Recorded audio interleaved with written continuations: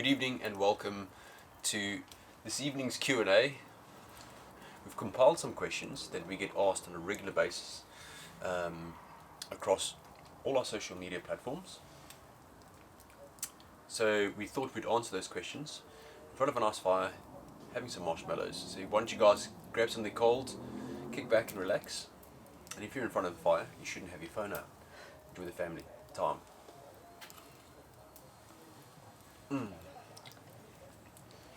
So what's the first one on the agenda? Hold on.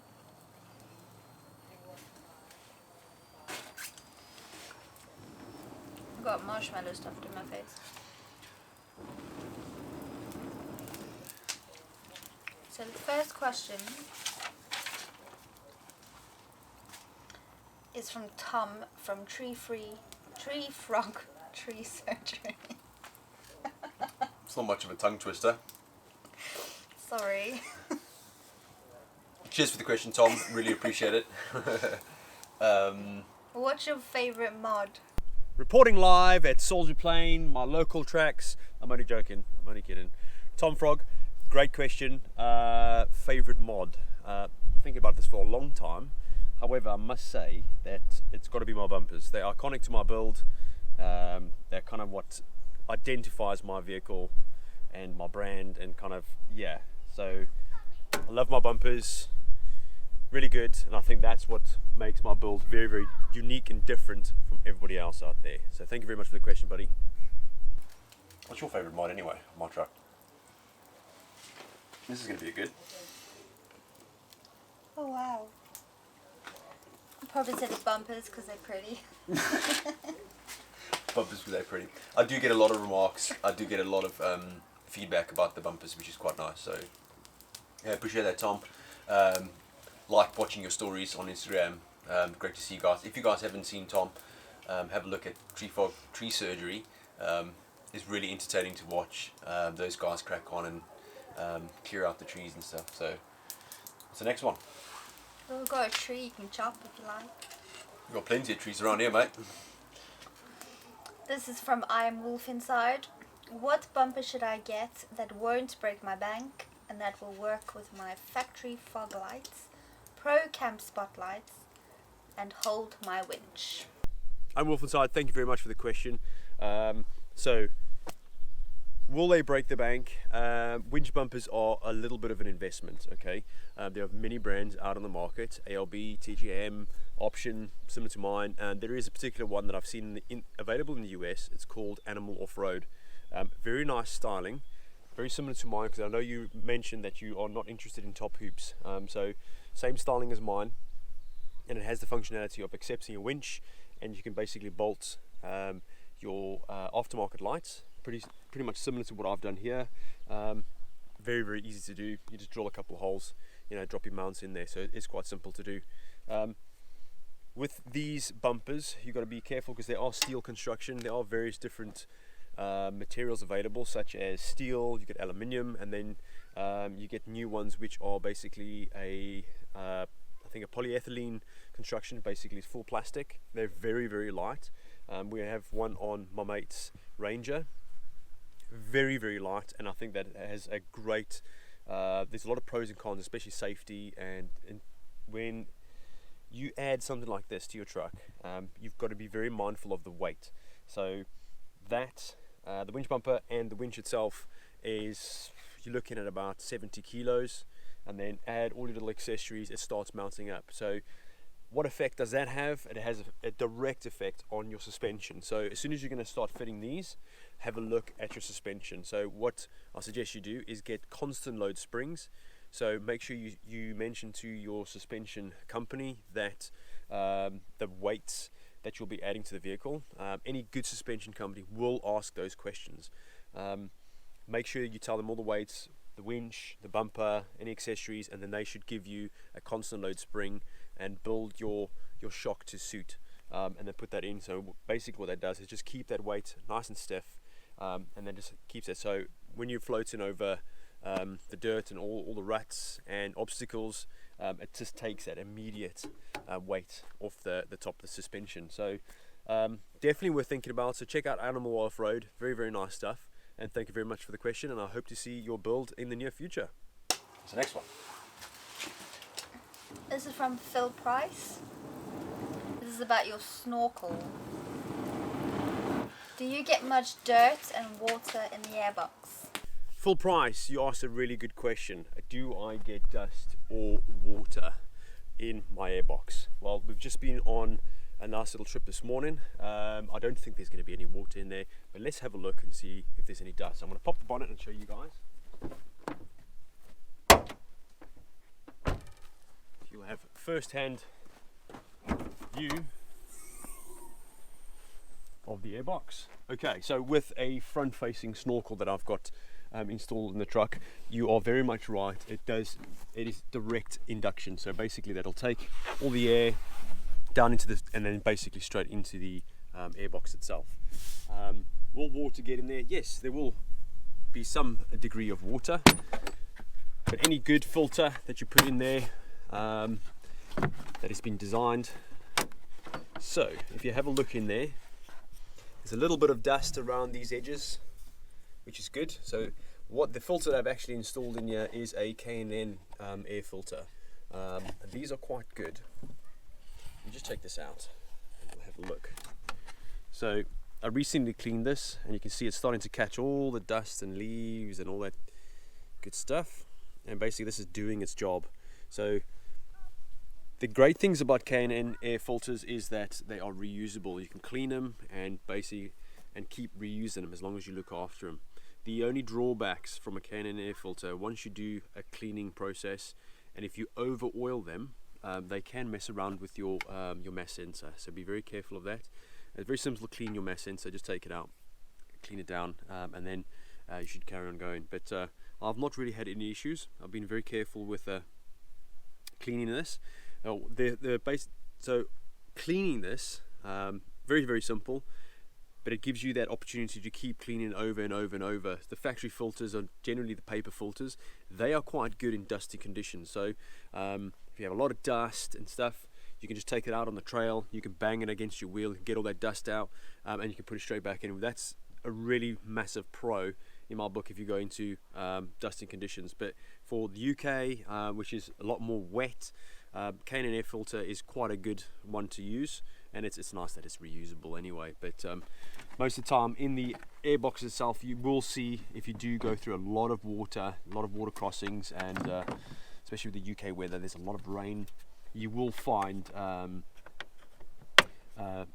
evidence of water that have made its way around the air filter. And the key thing is to, when you open your airbox and have a look at your upper intake area, is make sure that that's nice and clean, there's no dust in there, and there's no sort of evidence of any sort of dirty water or little droplets or stuff. So right now it's perfectly clean in there, and that's ideal, and that's exactly what we want. So very good question. Thank you very much, Full Price. Next one. This is from Paul Crabb. Paul Crabb. Can you recommend a number of lanes in Wales suitable for a standard Ranger?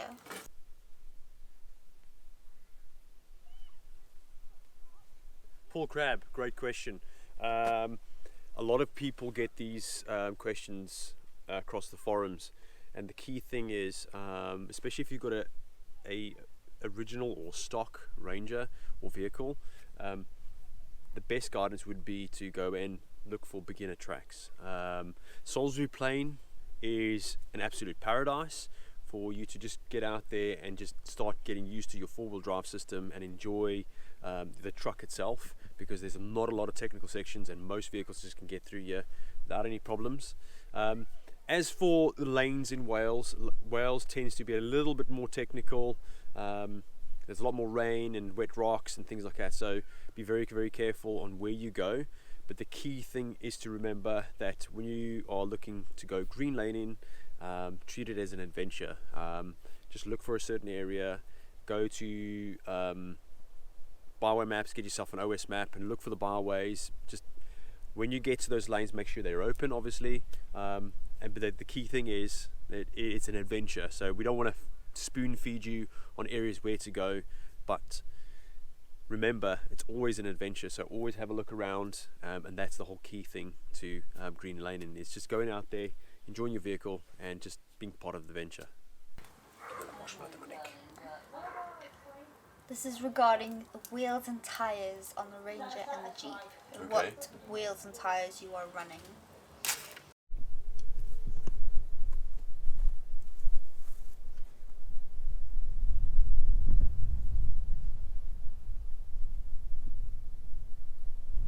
Wheels and tires.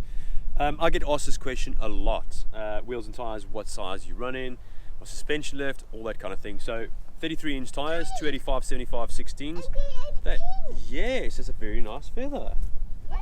285, 75, 16 tires. That is nice and narrow to a certain degree. So I think it's 11.5 inches wide. I think they're perfect for the UK tracks. On the Jeep, we're running 33, 12.5 by 15. So 12.5 is a little bit on the wide side for UK tracks. That is a little bit better. It helps with fuel economy, traction, and just getting through most of the obstacles here in the UK a lot better.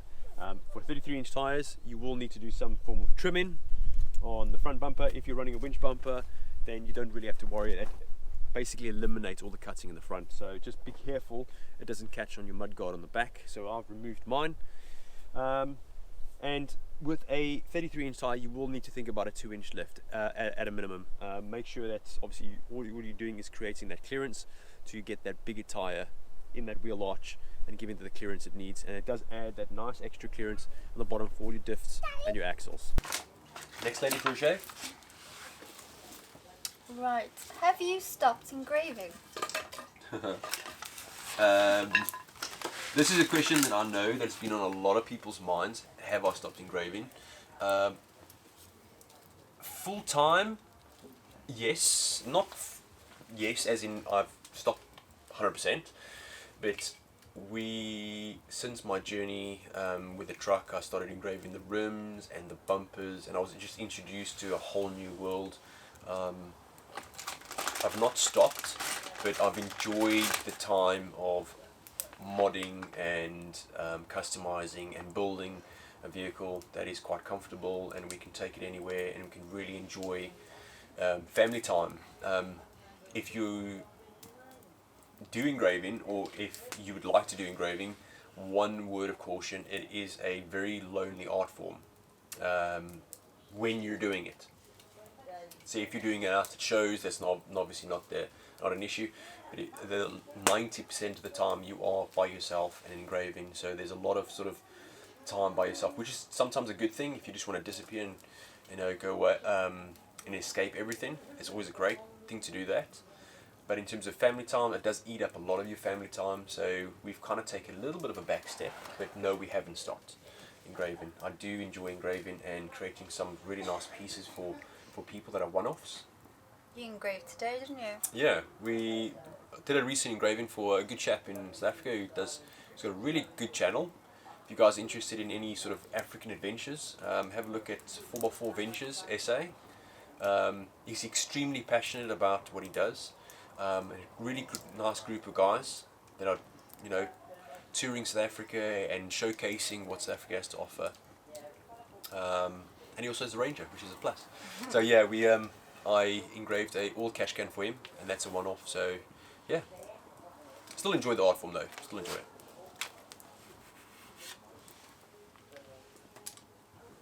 Are you sponsored? So I get this question a lot on Instagram, and I get a lot of inbox messages on my Facebook page, and the question is, am I sponsored? And the short answer is absolutely not. I'm not sponsored by any brand. However, I am the UK's ambassador for Dremel. So what does that mean? There is no sort of financial incentive in any way with that. It just means I have first access to a lot of their new tools. We get to test them out, play around with them, and then we showcase those tools at shows, and they invite me to shows across the UK and sometimes in Europe. And then basically it's giving some people, and it's inspiring people in a way that they can pick up a tool.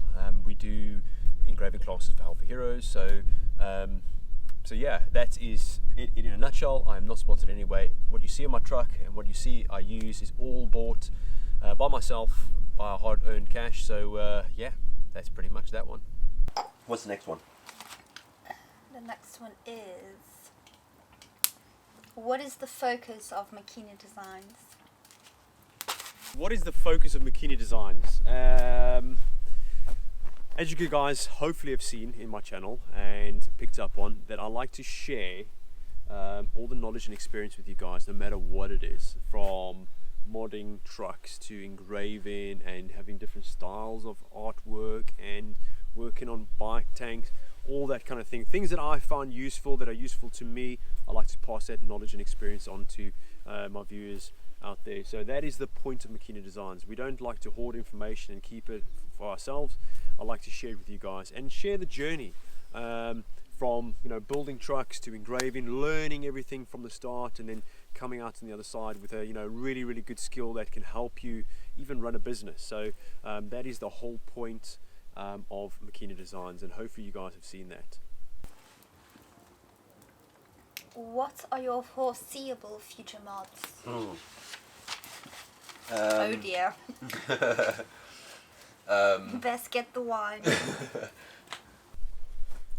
Look at this mess. This has been a huge bane of my life. We get by, yes. We've got boxes and bits and pieces. When we still want to get things to the back, we've got to clamp in the truck. It's not great. So we're looking at the ALB drawer system, especially for the functionality of those drawers. They come with various different sort of configurations, but the particular ones we're looking at, you'll see in the video when we get them. But they've got roller tops, they get tables, they've got infill pods where you can put compressors and extra batteries, and there's loads of functionality with those drawers, and that's definitely what we're looking at, and that's what we need for the back of the truck. It's definitely going to sort things out, because right now this is okay, it's okay like I mentioned, but those drawers will just neaten everything up and keep things in their respective places. So we'll potentially have a fridge. That sort of drawer would be our pantry drawer with all our utensils, and the other drawer could potentially hold all our tools and recovery gear, and that's kind of the plan of it. So yeah, this has been a good sort of way of doing things. We've learned, and we want to learn our functionality, and we want to go, and we're looking for that simplicity when we go out and enjoy the outdoors and things like that. So that's definitely right on the top of our lists. So, and we'll be sharing that definitely with you guys. So here's a bit of a bonus question. This is from Dean. What is your recommendation for someone who wants an off-road vehicle but needs to be a daily driver, because you can't justify having an extra vehicle exclusively for off-road? That is a great question. Now, that's my daily driver. That's suited for off-road. A little bit more serious than most, but that is where we are kind of heading. We want to travel further afield, and that's kind of what you need to understand is if you're going to be traveling further afield and going more off-road, then it will determine what mods you should get. So if you just want something that's going to be like a weekend warrior or just a short getaway but is still capable off-road, you don't need to have winch bumpers and those kind of things. That's unnecessary in my eyes. So for your particular vehicle, get something that's obviously, if you have a pickup or a truck, you want to straight away look at wheels and tires and your suspension package. Wheels and tires, you can have a look at a hybrid tire, which is a intermediate between an all-terrain and a mud-terrain, and it gives you that flexibility of not only sticking with a mud-terrain like I have, or an all-terrain. So you have the flexibility of going across basically all terrains. And then definitely look at your suspension. So it's always a great idea to just beef up your suspension a little bit. It makes things so much more comfortable for you and the family when you're going off-road. Makes the truck handle so much better on the road and off the road. So there's definitely things you're worth looking at.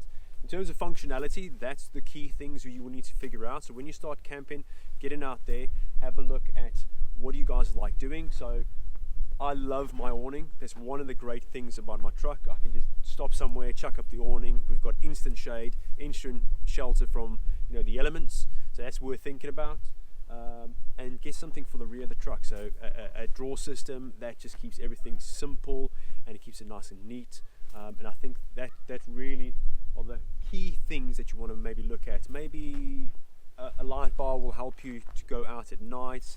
You know, it fuels the sense of adventure in little ways. And then if you are going to start venturing out a little bit more and get a little bit more confident and go venturing out more, then you think about snorkels and those kind of things. But you don't need to break the bank and go and buy a second vehicle. You can stick to one like I have done here, and those are the key things, especially wheels and tires.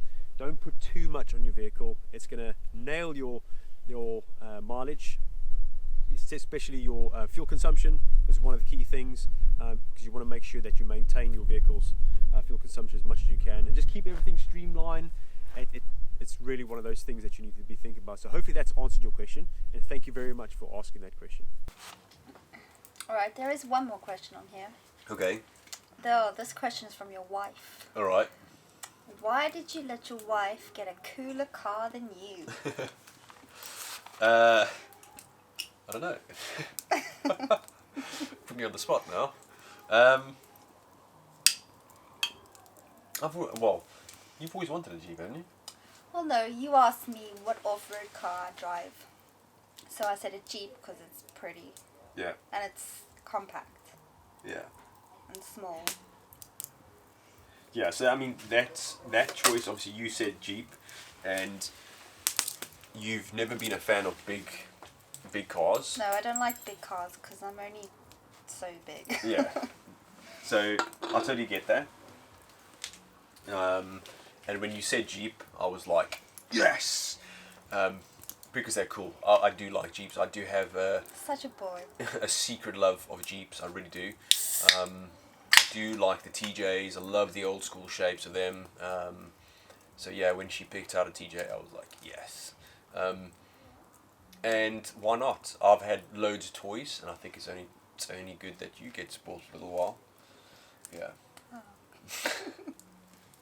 And the Jeep is cool. It's so awesome to work on, even though it's a 23-year-old machine. A lot of it's mechanical, so it is taking a long time to get through all the rust and bits and pieces. But I think when we come out on the other side, it's going to be a really formidable machine.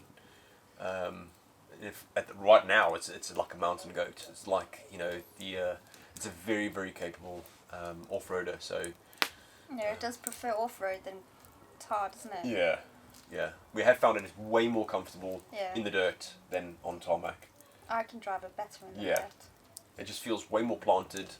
And one thing we've noticed, I think this has got to do with the solid axles on the Jeep compared to the IFS on the Ranger, whereas mine's a little bit obviously longer, whereas mine reacts a lot differently on terrain, whereas the Jeep it literally floats over a lot of the terrain, so which is quite nice. It's surprisingly comfortable. You just want to go. Yeah, and the Jeep's on I think if I'm not mistaken, the Jeep's on a 4-inch lift. So the previous owner put a 4-inch lift in there. So we've scored, especially to fit 33-inch tires and a TJ, you've got to have a 4-inch lift at least. So yeah, we've got a 4-inch lift, and that's made a huge difference, and it's got a lot of flex. So yeah, that kind of answers your question. My daughter loves it. Yeah. Well, she claims everybody's cars, doesn't she? She just wants to go faster. Yeah, so guys, if you guys are interested in any other information, if you've heard anything, or if you've seen anything, or if you need any help with any sort of those related topics, please get in touch. We're more than happy to help you on Instagram or YouTube, so give us a shout. But hopefully you guys enjoyed this segment. We enjoy interacting with you guys. Hopefully when this lockdown is done, we can get out there a lot more and bring you some decent footage, especially for more traveling footage instead of just here on my driveway. So yeah, hit that thumbs up, and if you haven't already done so, please consider subscribing. And from Michelle and I, Cheers. cheers. We will see you guys in the next one.